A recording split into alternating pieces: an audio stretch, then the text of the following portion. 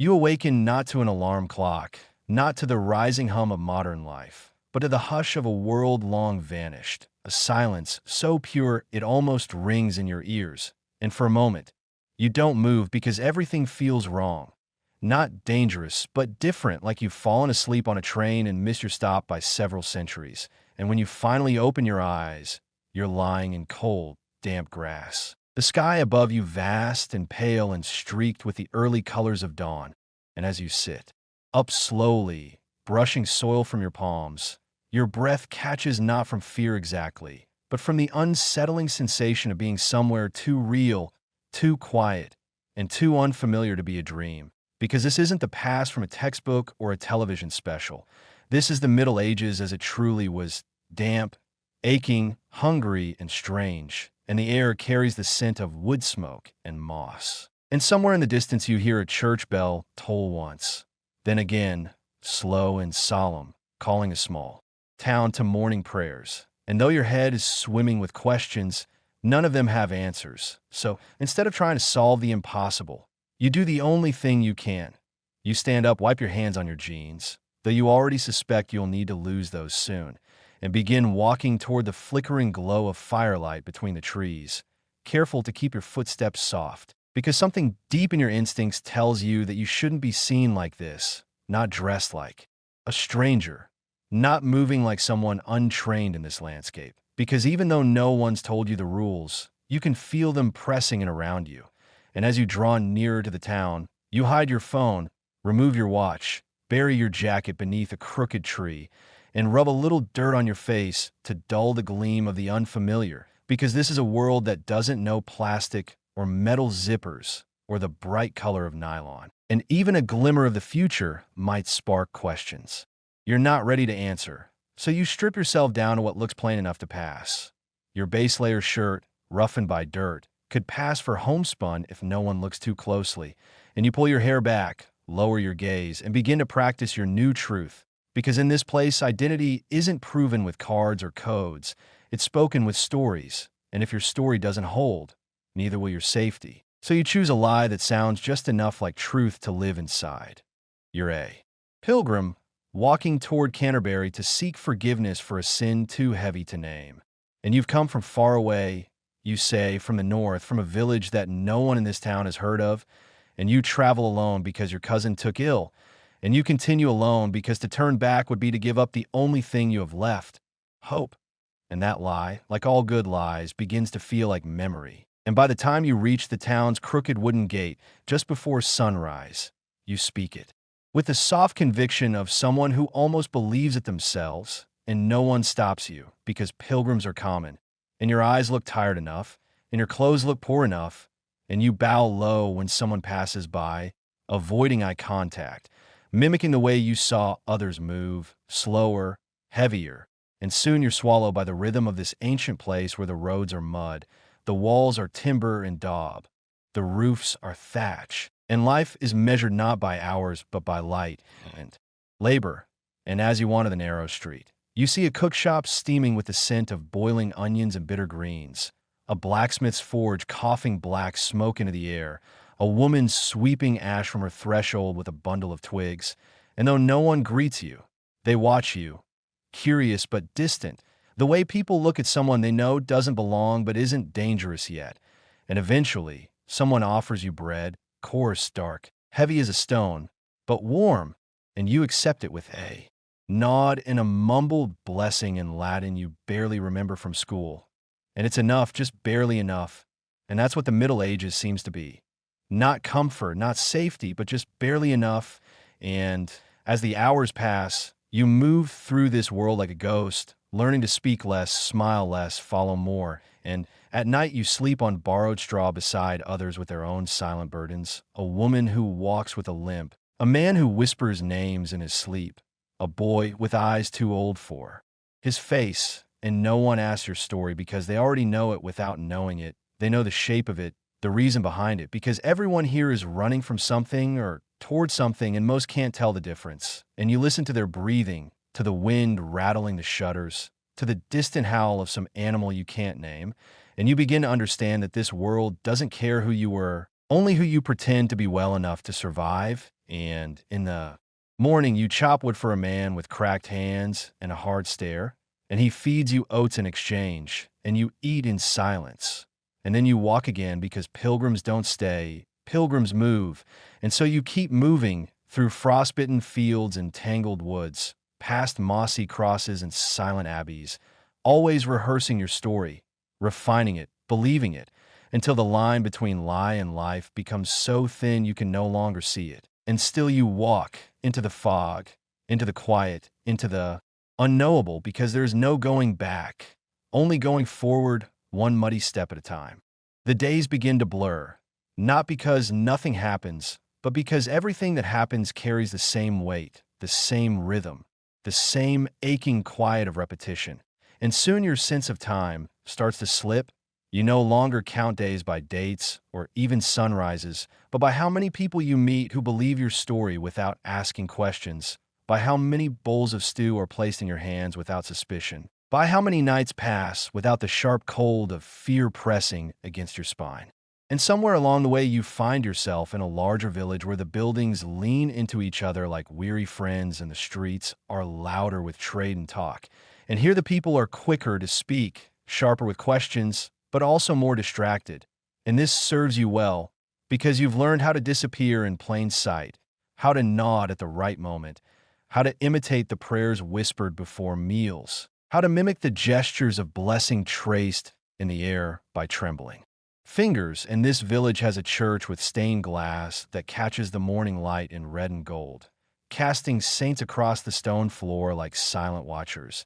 And you spend hours there pretending to pray when really you're listening to the priest's Latin, to the hushed confessions, to the way faith fills the silences between words, and it begins to sink into you not as belief exactly, but as structure, as scaffolding for survival. And eventually the priest notices you, and he is not suspicious but curious. And when he asks your name, you give him the same one you've been using. But when he asks where you're going, you hesitate, because you can't say Canterbury forever, and so you change it.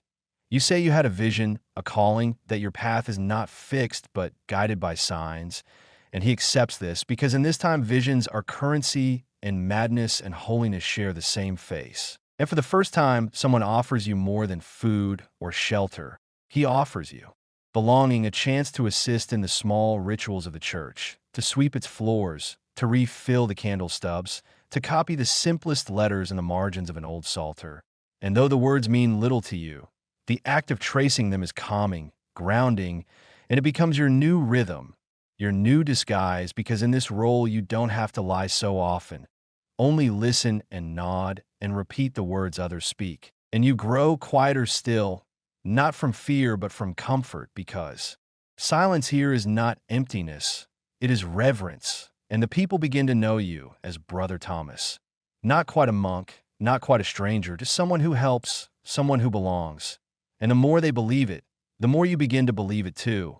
Until one evening, weeks or maybe months later, you're walking by the river just beyond the village walls, the dusk thick with mist and gnats, and you see something that doesn't belong, something that shouldn't be here. A glint of silver, a corner of fabric too smooth, too modern. And your heart seizes, because for a moment you think you've been found, that the present has come to reclaim you. But as you draw closer, you realize it's not a device or tool from your time, but someone, a girl, no more than 15, barefoot, trembling, dressed in layers that don't match any trade or station. And she sees you and flinches, but not from fear, from confusion. And you know that look, because it once lived on your own face, and in a single breath. You understand, she's not from here either, and now the world shifts again, cracks along a hidden seam you didn't know to fear, because you were never the only one. And if she came through too, then how and why, and how many others, and now everything you've built, the routine, the identity, the fragile peace, is suddenly in danger, not because of her, but because she's a ripple in the same water you try to calm, and you approach her slowly, speaking the way someone once spoke to you, with patience, with softness, with a truth so gentle it sounds like fiction, and she begins to nod, to cry, to understand, and you realize you have a choice. Protect what you've built, or pull her into it. Teach her the rules, the lies, the rhythms that will keep her safe, And you already know the answer because once someone offered you shelter, and now it's your turn to become the same. And so you bring her to the church. And the priest looks at her the way he once looked at you. And you speak on her behalf. Say she is your cousin, lost and now found. And the priest nods and says this is a blessing. And you feel something bloom quietly inside you. Something like hope, because now you're no longer alone in the lie. And in the weeks that follow, she learns what you've learned, and you watch her become smaller and quieter and stronger, and together you begin to gather stories, tiny fragments, moments where other things seem out of place. A shepherd who hums a tune that sounds suspiciously modern, a peddler with an accent that shifts when he drinks, a coin that gleams too bright. Clues that suggest the world you came from is leaking through the cracks of this one, and you begin to wonder if this village is a crossing point, a kind of quiet nexus where lost things gather. And if that's true, then maybe, just maybe, the way back exists too, hidden somewhere in the folds of this strange medieval skin. And so your mission shifts, subtly, from survival to search, from hiding to noticing, from pretending to remembering. And though you still wear the robes of a brother and speak the words of the church, beneath it all a new purpose burns to understand what happened, why you're here, and how many others walk beside you, unknowable, silent, waiting for someone to speak the truth first. It begins with whispers, not the kind that pass between lips, but the kind that drift between glances, that linger in the corners of crowded rooms. And you start to notice them because now that you're no longer only watching for yourself, your attention sharpens, multiplies, becomes a net cast wide across every interaction. And though no one ever says the words directly, the message comes through all the same. That there are others, more than you guessed, people like you scattered across this land, embedded in the bones of the past, hiding beneath habits and habits beneath silence. And the knowledge both comforts and unsettles you, because it means you were never alone, but it also means this is not a mistake, not a singular rupture in time, but something deeper, more deliberate. And the idea that this could be part of a system, a pattern, a design makes your breath catch in your throat. And suddenly the questions you buried begin to claw their way back up. How did this happen? Who did this? And is someone still watching, still pulling threads from behind a veil you can't see? And the girl, who now calls herself Eleanor, has begun to dream in two languages, slipping between her real voice and her cover without effort. And it scares you how quickly she adapts, how the lines blur for her more easily than they ever did for you. And one night, she tells you she doesn't want to go back. Not because she loves it here, but because there is nothing left in the place she came from. And you realize you've never admitted that same feeling aloud. Not even to yourself, because as much as you want answers, you've also come to love the simplicity of this world, its quiet certainties, its brutal honesty, where survival depends not on algorithms or endless noise, but on touch, on bread, on seasons and weather and prayer. And you wonder if the others feel this too, this conflicted yearning to both escape and remain. And one day, in the woods beyond the river, where the world feels thinner, more brittle, you meet a man who doesn't speak at first, but watches you with eyes too knowing for a shepherd. And when he finally speaks, he calls you by your real name, the one you haven't heard since you arrived. And the world tilts beneath your feet because his accent is like yours, precise and clipped and unplaceable in this world. And he smiles as if he's been waiting and says, "Took you long enough," and then walks away into the trees. And you follow without question because what else can you do? And he leads you to a place you've passed before without noticing. A hollow between stones, a gap in the trees where the air hums differently. And there, half buried in moss and time, is a device, small and cold and utterly foreign to this place. And he tells you this is one of many scattered across the country, each one placed near a fall point, places where the veil between now and then grows thin, where time folds not because it breaks, but because it bends. And he says, the system is not natural but made, ancient but not primitive. And though he doesn't explain further, he leaves you with a map, hand-drawn but detailed, marked with symbols and lines that don't correspond to any geography you know, and you take it back to the church and study it by candlelight, night after night, until patterns emerge. Certain places align not by location, but by event, as if something about what happens in a place can weaken time itself, and you begin to theorize that history, memory, tragedy, all leave imprints not just on people, but on the world, and that these imprints create soft spots in time.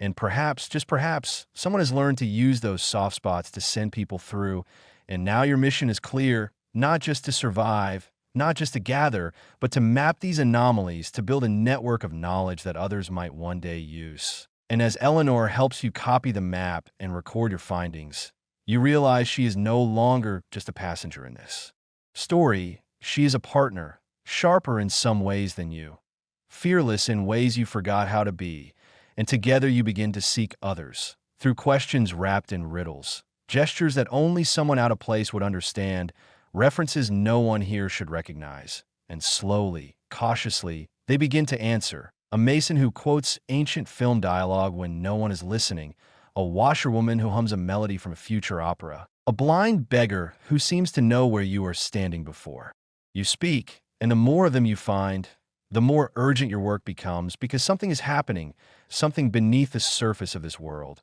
a change in the weather of time itself, as if the past is beginning to sense the infection of foreign presence and is reacting, tightening, resisting, and people are disappearing, not dying, vanishing. Men and women with modern minds whose faces are remembered one day and forgotten the next. And you begin to fear that the past is not just a place but a sentient system, one that defends itself against corruption. And you begin to wonder if your presence, your memory, is a kind of poison here. And if so, how long before it turns on you?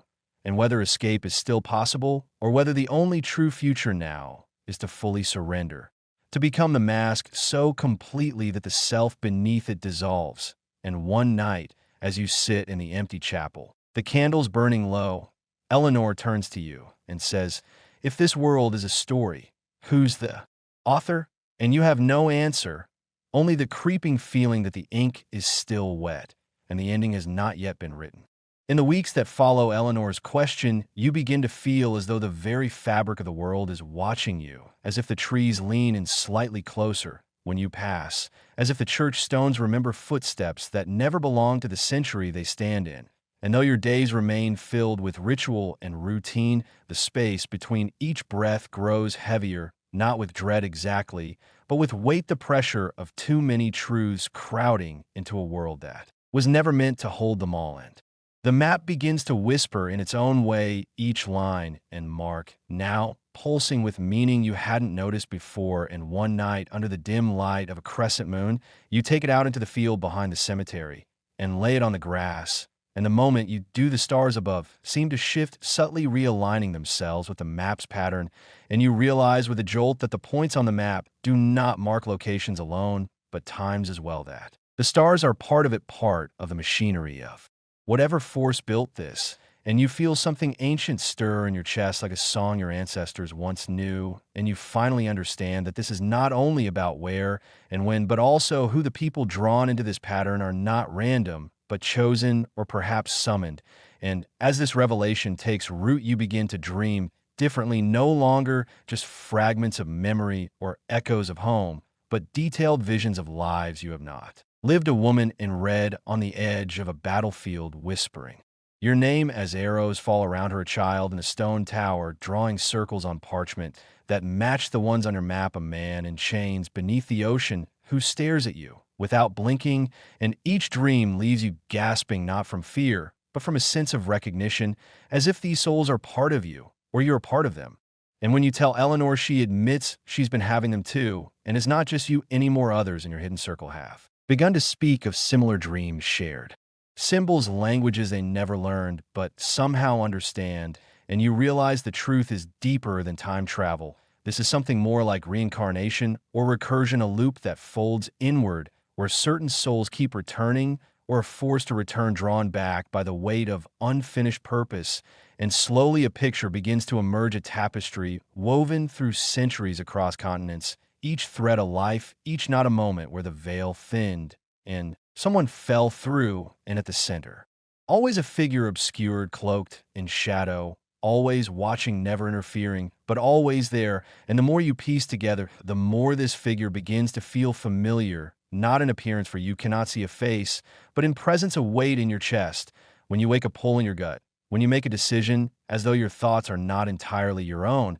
And then one night, while crossing the old Roman road east of the village, you hear music soft at first but insistent, a tune you know was composed centuries after this moment, and you follow it to a clearing where an old man sits by a fire playing a violin with strings that shimmer like silver, and when he sees you, he smiles and says, "You finally caught up," and introduces himself only as Jonas. And he tells you that the map is incomplete, not because someone failed to finish it, but because it is still being written and that you're one of the scribes.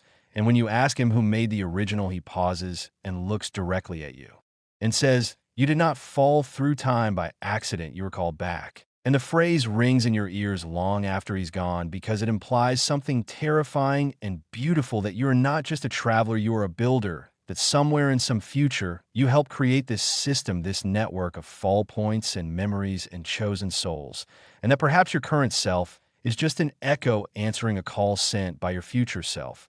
And as your mind reels with this possibility, Eleanor brings news that others have begun to disappear again, but this time, not quietly, not cleanly. Their belongings warped, their dwellings burned or twisted, as though time itself had rejected them. And you fear the veil is growing thin, not because of natural decay, but because something is pushing from the other side, trying to break through, and you begin to see signs of it in the land's sudden frost and summer's strange patterns, in bird flight whispers in the bell tower that do not belong to any voice you know. And one day you find a stone tablet buried near the roots of the oldest yew tree, etched in a language that does not exist yet.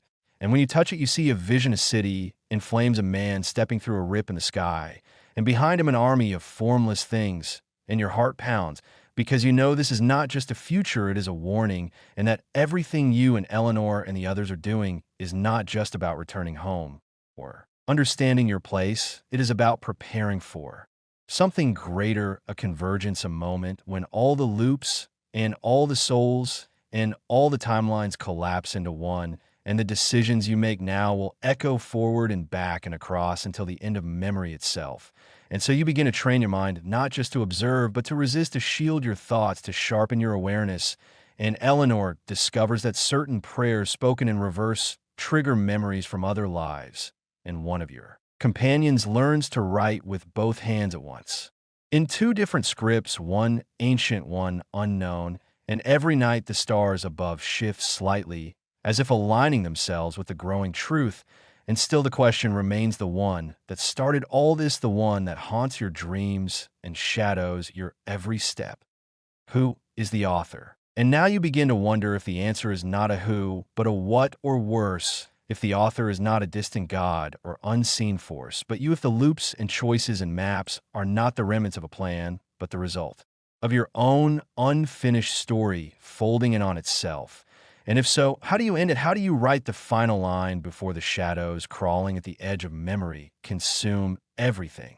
You begin to dream of the mirror version of yourself, not a reflection in glass, but something deeper, a presence that watches from the threshold of every choice of version of you that took the other path every time. And in these dreams, you see them not as a phantom, but fully formed, wearing your face. But their eyes are wrong, colder, calculating, as if they're not bound by regret or empathy or even time, and they move with certainty through worlds collapsing there. Fingers leaving cracks in reality, and each time you awake, breathless, drenched in sweat, with the feeling that this version of you is drawing closer, not through space, but through time, moving backward through the loops, collapsing echoes like doors slamming shut behind them. And Eleanor notices it too, not in her dreams, but in her memories, which are no longer linear. Sometimes she wakes recalling a conversation you have not yet had, or calls you by a name that is not yours, and she weeps because she cannot remember what her brother looked like, even though she knows he is the reason she began all this. And it begins to dawn on you both that time is no longer a road, but a spiral that tightens with every step inward.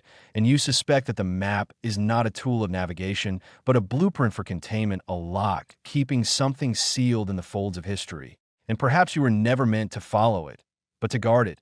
And yet the key is already turning, and the presence, the shadow you, is already stepping through the outermost layers. And others are noticing animals acting strange, the sky turning the wrong shade of blue during midday, and the sun casting shadows that twitch and shift when no one moves, and the village clock tower begins to chime at impossible hours, ringing 13 times at midnight or skipping numbers entirely, as though counting down to something no one yet understands, and the old man Jonas returns unannounced with new lines carved into his face as if time has cut him directly, and he tells you the truth not.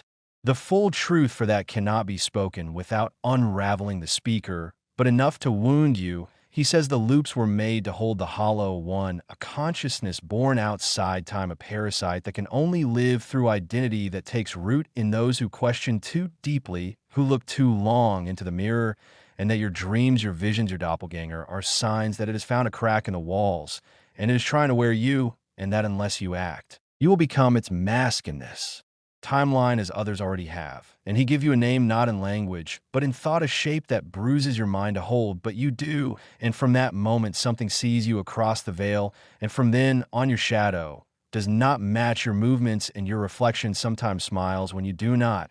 And you begin to lose time, minutes at first, then hours, then days, where you wake up not knowing where you've been, but your hands are stained with ink, and your mouth speaks phrases in a voice that is not quite yours. And Eleanor binds your hands at night with thread soaked in elder sap and burned ash, and still you wake with the knots undone, and your journal filled with symbols that shimmer when you look too long. And through this descent into fracture, you realize the only way to stop what is coming is not to seal it, but to merge with it willingly, to step into the spiral, not as prey, but as author, to descend into the place where time was first broken, and face the self that broke it. And Eleanor tells you of the oldest fall point hidden beneath the ruins of the abbey, sunken into stone that should not exist in this part of the world, stone that sings when struck and glows faintly in the presence of the map.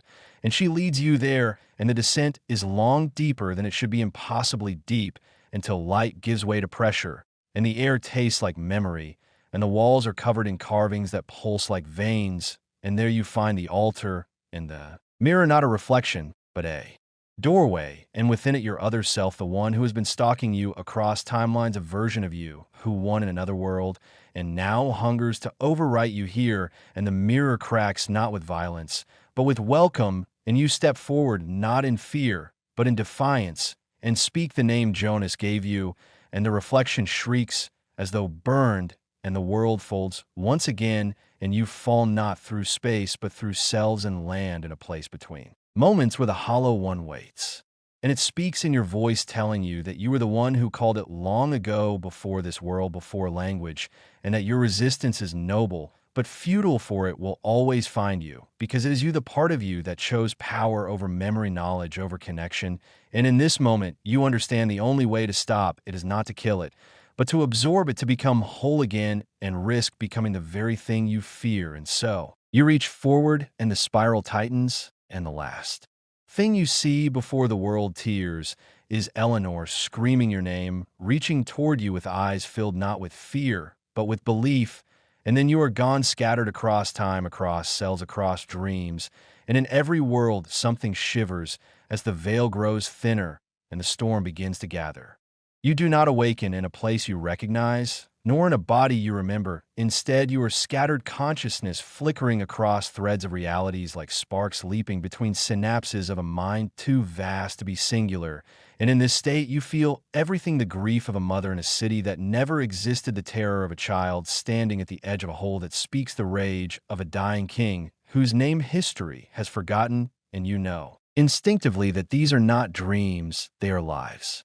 Branches of you grown wild and crooked in the garden of timelines, and the hollow one is there in each of them, not always as a shadow, sometimes as a voice, sometimes a symbol scratched beneath the skin of a tree, or the whisper of fire before it devours the last page of a forgotten scripture. And you realize now that it was never separate from you, but an inevitability, a gravity that pulls at all thinking things, the hunger to be more than one. Life more than one moment, to stretch across stories like a god, but the cost is always the same: erosion, identity, memory, morality. sloughed off like old skin, and so you begin to move differently not as a passenger in these lives, but as a diver collecting pieces of yourself from each version, sealing cracks and closing doors. The woman in the red field who chants in a language older than planets gives you her name, and it becomes a key. The boy who draws maps in blood gives you his fear, and it becomes a compass. The broken king gives you his silence, and it becomes a shield, and with these you begin to build an anchor, a center to return to, but each step draws the hollow one nearer, not as a hunter now, but as a mirror. For it too is changing. It has tasted your resolve, your memory, your grief, and it envies you not for your strength, but for your weakness, your limits, your mortality, and it begins to reach not to devour, but to merge, to make you both into something new, something endless, and you find yourself in the oldest thread of all, the moment of origin.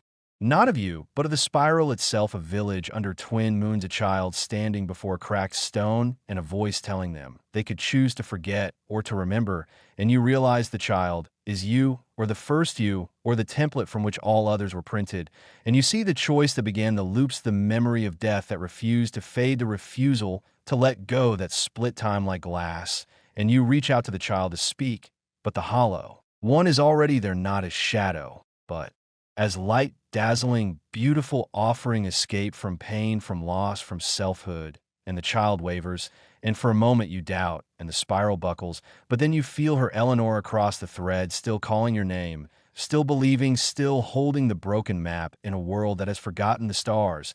And with that you push forward, not to destroy the hollow one, but to accept it, not to erase the choice, but to make it again with open eyes. And you step into the moment and become the child, and speak the truth that was never spoken. I would rather be broken than false. And the world ruptures, the spiral unwinds and reforms, and you awaken once more, not in fire or void, but in a quiet room lit by a single candle. And Eleanor is there, older somehow, or perhaps younger, looking at you, as if she has been waiting a long time, and she says you've been gone for minutes or maybe years, and you remember everything, every loop, every death, every version of yourself, and you are whole, but not healed, and outside the world is not the same. The sky has new constellations, the sea whispers in new tones, and people dream more deeply than before, some waking with tears, some with songs, and you understand the hollow one is not gone, it never can be, but is quieter, now no longer pressing at the edges of thought, no longer erasing names from gravestones. It sleeps inside you, and you guard it not with walls, but with memory. And Eleanor asks you if it was worth it, and you cannot answer, not with words, only with a look that says, I am still here, and for now, that is enough. And the candle flickers, and in its flame you see 1,000 possible tomorrows waiting to be chosen. The world does not celebrate your return, for no one remembers your gone. Time has rewoven itself so delicately that history now flows without the wounds you carried through the spiral. And yet you feel it everywhere, in the way shadows stretch longer at dusk, or how children sometimes pause mid-laughter, as if catching the echo of something vast and ancient stirring in the soil beneath their feet.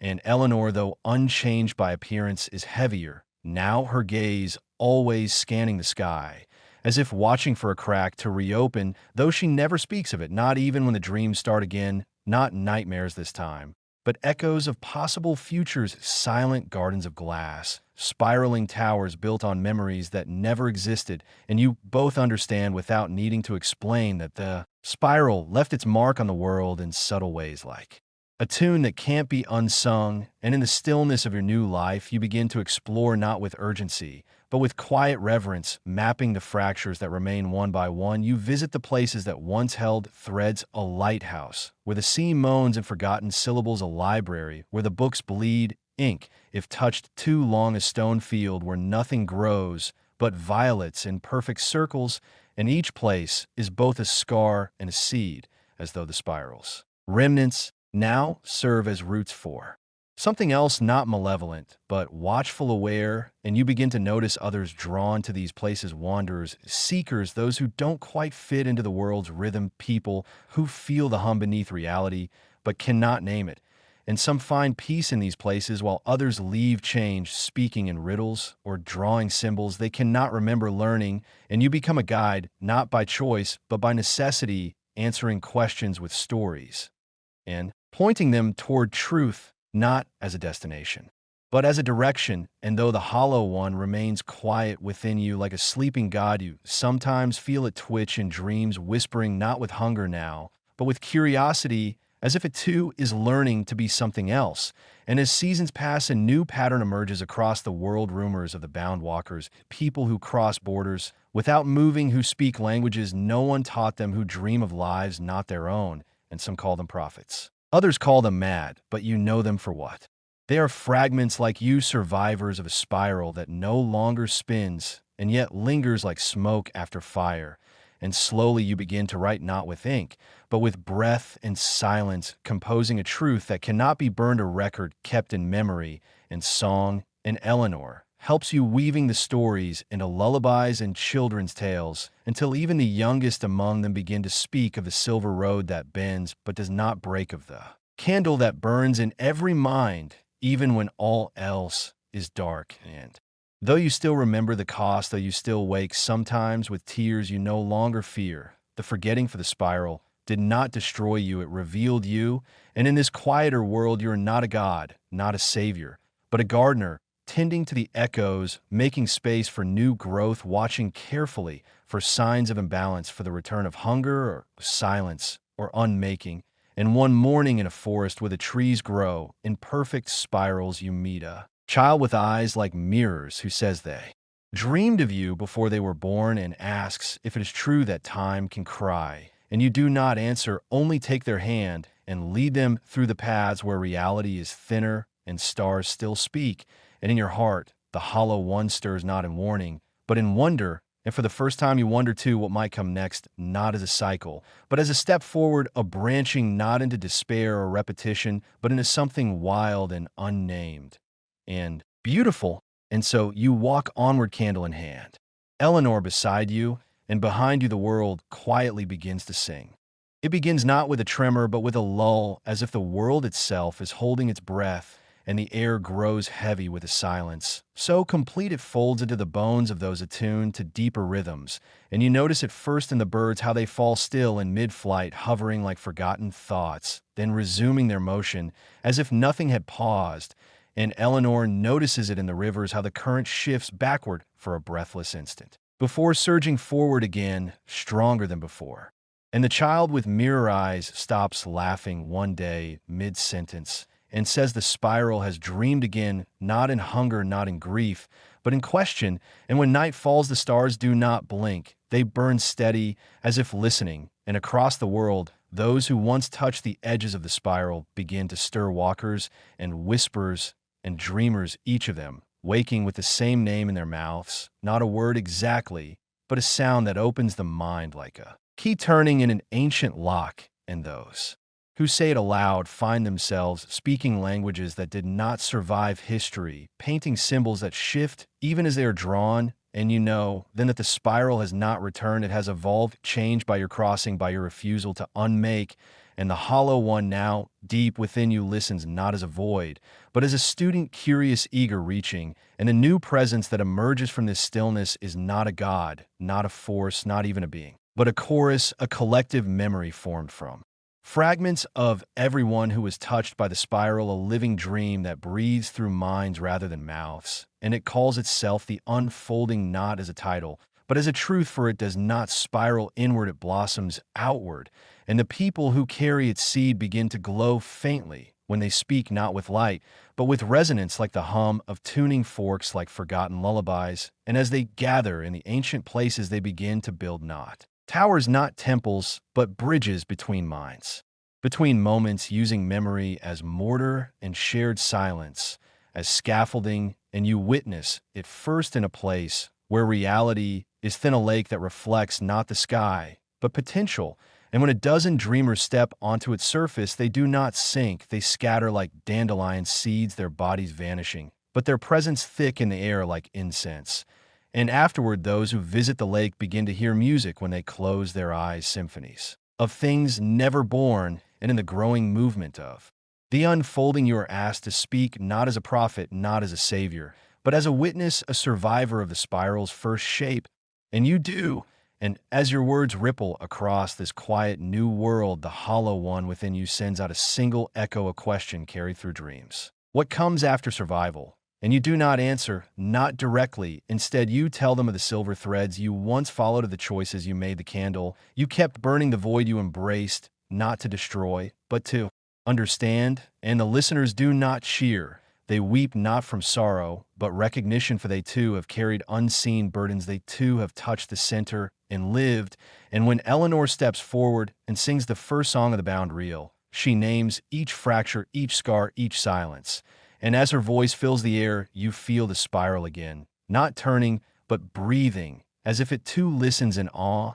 And that is when the change begins, not in the sky or sea, but in time itself. It starts folding not in loops, but in layers. Moments that once followed one another now stack like pages in a book. And those who learn to navigate this find they can speak to versions of themselves, not past, not future, but parallel reflections held in potential. And some lose themselves chasing these echoes, but others return stronger, speaking of unity, not of selves, but of stories. And the unfolding grows, weaving these tales into a new shape, not a spiral, not a web, but something stranger, a lattice of truths alive and growing. And you find peace in this. You find purpose, not as guide or guardian, but as gardener, still planting memories like seeds, knowing not all will bloom, but all will matter. And one evening beneath a sky that now flickers with thought itself, you meet another who carries the hollow not within, but beside them a twin born of silence. And they ask you gently what you see when you close your eyes. And without fear you answer, I see a world that listens. And they smile not in recognition, but in promise. And together you walk toward a horizon that does not curve, but opens. And behind you the stories sing, not to be remembered, but to become. The lattice of stories weaves itself ever more tightly into the fabric of reality. You begin to notice the subtle tremors beneath everyday life, the way moments flicker like shadows caught in sunlight, and how the line between what was and what could be blurs like smoke on a breeze. And some days the world feels less like a place and more like a question posed softly at the edge of hearing. And the dreamers of the unfolding, now countless, gather in quiet circles beneath trees older than memory, sharing echoes of selves they never were yet somehow know, crafting songs and stories that ripple out like stones skipping across a vast and endless sea, where each ripple births another possibility. And as these ripples accumulate, the lattice pulses with energy, a living architecture of memory and hope that hums with promise, but also with warning. Because the more the lattice grows, the more it demands. A hunger not for flesh or bone, but for stories unspoken, truths untold, and memories locked away in shadows so deep even the dreamers hesitate to reach. And this hunger whispers in restless minds, urging wanderers to delve into forgotten corners of their souls, to unearth griefs buried beneath years, and to confront the voids left by loss and regret. And in doing so, some lose themselves, swallowed by the weight of memories they were never meant to carry, becoming echoes trapped between layers of time, voices caught in the lattice's web, unable to find their own thread. And this fracture in the lattice creates a tension, a fragile dissonance that vibrates beneath the surface of all things. And from this tension arises figures not quite human, shadows stitched together from fragments of stories abandoned and desires left unfulfilled, creatures who slip through the lattice's cracks. Neither friend nor foe, but something older, their presence. A reminder that every story demands an ending. And as the lattice expands, the question grows louder. What happens when the weave becomes too dense? When every moment folds upon itself so tightly that the world begins to lose shape and meaning? When memory no longer supports reality, but threatens to smother it in a flood of infinite possibilities and lost narratives? And you find yourself standing at the edge of this unraveling, knowing the hollow within you feels it too, a restless pulse, seeking balance between creation and destruction. And the twin who walks beside you now speaks softly of a path forward, not by controlling the lattice, but by surrendering to its flow, by becoming both thread and weaver, by letting go of certainty to embrace the unknown in all its rawness. And so you listen, learning to move with the currents of memory rather than against them, discovering that sometimes the most profound truths are not those written in stone or sung in grand hymns, but whispered in the silence between breaths. And as you and your twin reach out across the lattice, you begin to weave new stories not to bind, but to release, stories that hold space for mystery and wonder, for endings that lead to beginnings, for fractures that become doorways. And slowly the lattice shifts once more, its pulse calming to a rhythm that sings of balance. A harmony born from the acceptance that life is not a spiral to be conquered, but a dance of infinite steps, ever unfolding, ever becoming. And beneath the sky, now shimmering with countless threads of light, you feel the world breathe alongside you. A living story, forever reaching beyond itself toward what lies just beyond sight. As the lattice's pulse settles into its new rhythm, you realize that the shadowy figures slipping through its cracks are neither merely echoes nor threats, but guardians of the delicate balance between creation and oblivion, beings born from the voids between stories who exist to remind dreamers and weavers alike that every thread pulled too tightly risks unraveling the whole, and yet their presence is paradoxical, both warning and invitation, because while they haunt the fringes of reality, they also carry fragments of forgotten wisdom, whispers of ancient truths locked beyond time's grasp that speak of cycles endless and inevitable, of birth and decay intertwined as inseparable as light and shadow. And in moments when a lattice's energy surges uncontrollably, these figures emerge more boldly, their forms shifting like smoke and flickering flames, eyes shimmering with the depth of countless lost tales, beckoning you to follow them beyond the edges of memory into realms where stories breathe and twist in forms unrecognizable yet profoundly familiar. And as you step toward them, guided by your twin's steady hand and the hollow's quiet hum, you feel the weight of fear and fascination blending into a strange courage. Because to walk into the unknown is to confront the very essence of being, to accept that identity is fluid and fragile, and the lattice itself becomes a mirror reflecting your own transformations. Each step rewriting the lines between past and future, self and other, dream and waking. And within this shifting mirror, you encounter the seeds of possibility, the chance to weave new narratives not as chains, but as bridges, pathways leading to understanding and renewal.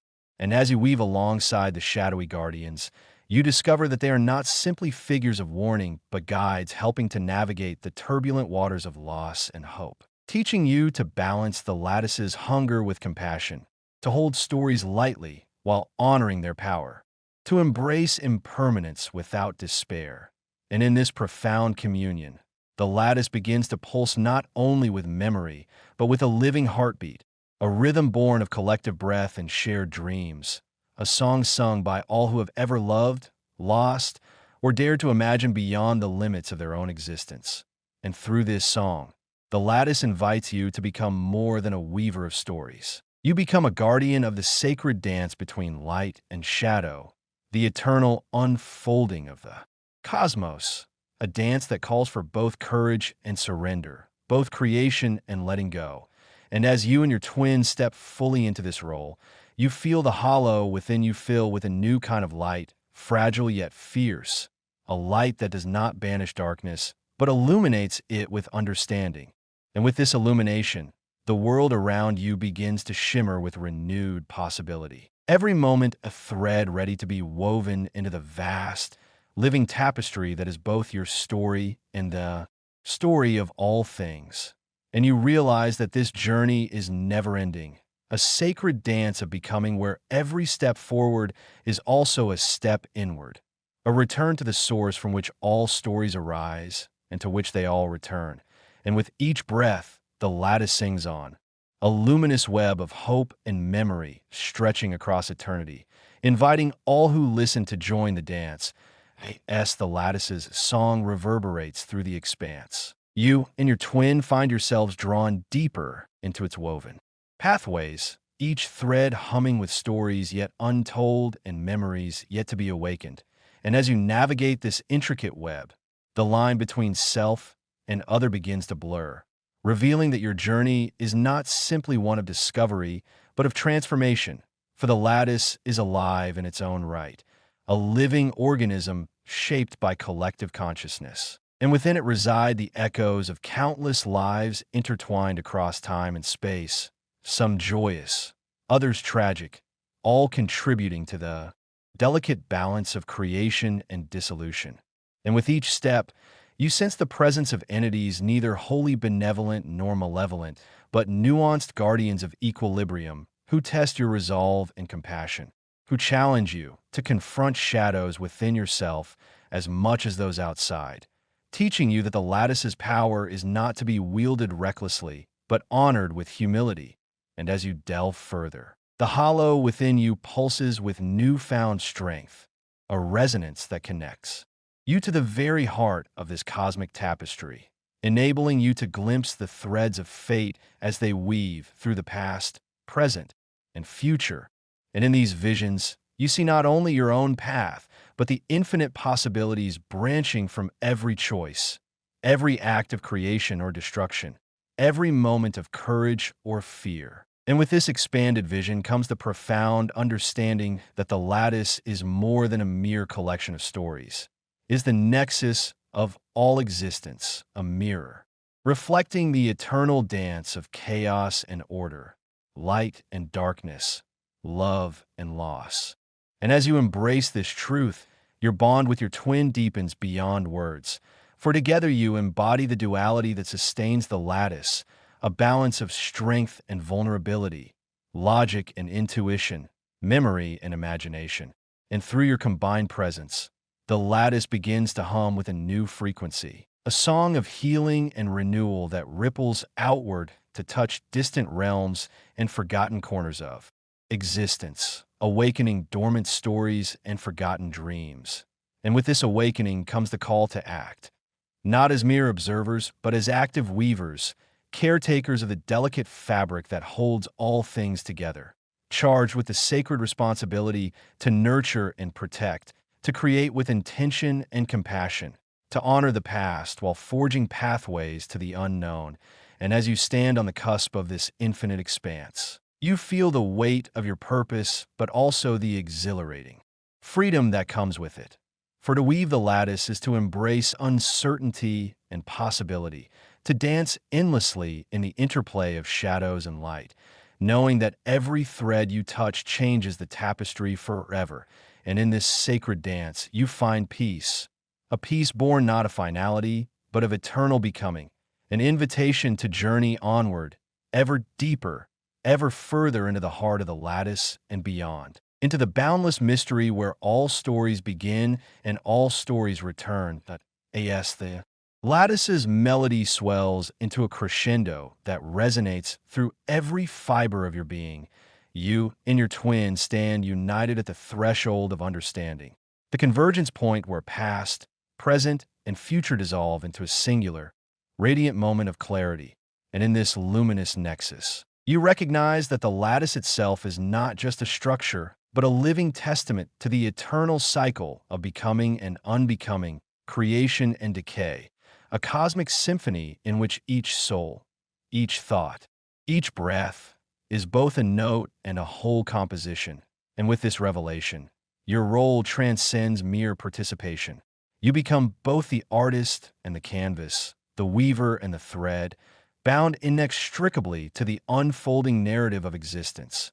And as you reach out through the lattice's shimmering strands, you feel the pulse of countless lives intertwined, ancient beings whose wisdom sings through the ages, new souls just awakening to the mystery, and those yet unborn who will shape futures beyond imagining. And in this vast communion, you grasp the true nature of connection, that it is not possession or control, but an ever-changing dance of giving and receiving, of presence and absence, of silence and song. And it is through this dance that the lattice sustains its delicate balance, inviting each of us to honor the sacred interdependence that underlies all things. And as your awareness expands to encompass this cosmic truth, you understand that endings are but gateways to new beginnings, that the lattice itself is an eternal spiral, spiraling outward, inward, forever weaving itself anew. And with a final breath, you and your twin merge into a singular force of creation, your essence diffusing like starlight across the infinite expanse, becoming part of the lattice's endless story, a story without beginning or end, always unfolding, always becoming. And in this eternal becoming, you find ultimate peace, a peace that is neither stillness nor escape, but the vibrant pulse of life itself, radiant and boundless. And as the lattice continues its dance beyond the reach of words, you carry within you the sacred gift of connection, the luminous thread of love and understanding that binds all things, a light to guide you through every shadow, a song to sing through every silence, forever a part of the great weaving, forever home within the infinite tapestry of existence.